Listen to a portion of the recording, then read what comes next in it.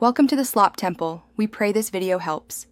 You begin by connecting the smart board to power and your laptop, then enable the board's display input. This ensures live interaction. Once done, set the computer output to the board's native resolution so touch mapping stays accurate and visuals are crisp. Next, launch the calibration utility on the board and follow on-screen targets. Make sure to save a profile for this room so you don't repeat it each lesson. These steps remove basic alignment problems before teaching starts.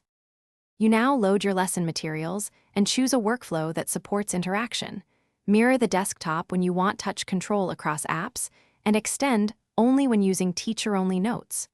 Use the board's pen and shape tools to highlight key ideas and put static images or slides on a locked background layer to avoid accidental edits. Once you play embedded videos or websites, annotate directly over them and then export those annotations as a PDF so you capture student-driven changes and retain evidence of learning. You finish by saving your annotated lesson to cloud storage or a USB drive, then clear temporary marks so the next class starts fresh. If the board becomes unresponsive or touch lags, reboot the board and reconnect the HDMI/USB cable.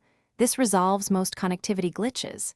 If issues persist, run the board's firmware update and repeat the calibration utility, because outdated firmware often breaks touch mapping. Finally, leave clear instructions for the next teacher about any Thanks for watching. Consider subscribing if we helped you.